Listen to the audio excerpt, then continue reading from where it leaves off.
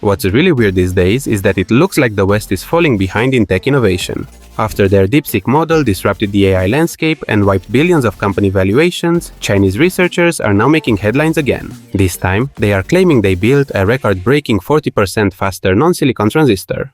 For a bit of context, transistors are the fundamental building blocks of modern computing.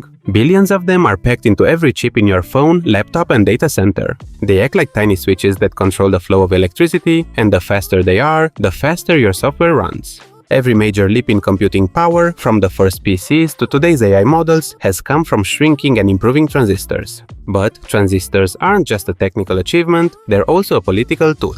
The most advanced silicon chips today are made in Taiwan by TSMC, a company so strategically important that entire defense policies are being shaped around it. The US and China both know that whoever controls the future of semiconductor technology controls the future of everything from AI to defense systems. That's why a faster, non-silicon transistor isn't just an impressive technological feat, it is a potential shift in global power. And researchers at Peking University appear to have done just that. They built what they claim is the fastest and most energy-efficient transistor ever made, and they did it without using a single atom of silicon. According to the researchers, their transistor runs 40% faster than the most advanced 3nm silicon chips made by Intel or TSMC, and it uses 10% less power while doing it. That alone is enough to raise eyebrows, but the real story is how they did it. Instead of trying to squeeze more life out of silicon and the decades-old thin field effect transistor design, the Peking University team went with a different architecture entirely called the gate-all-around transistor. This gives the transistor tighter control over electricity, which means better performance and less energy waste.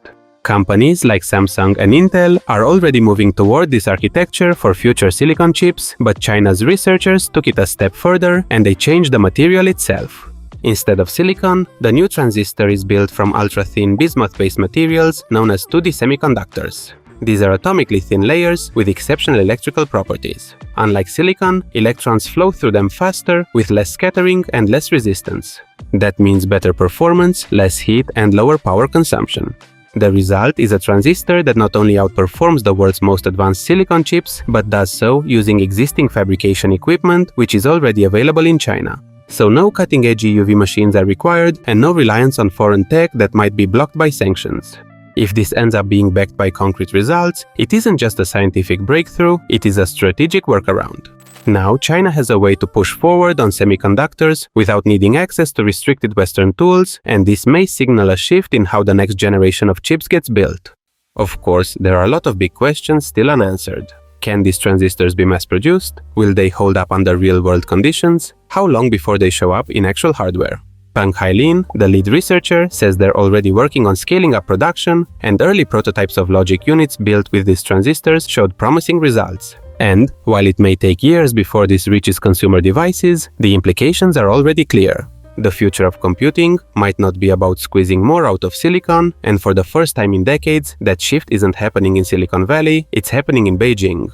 If you want to keep up with the events and stories that are impacting the world, please consider subscribing to the channel. Until next time, thanks for watching.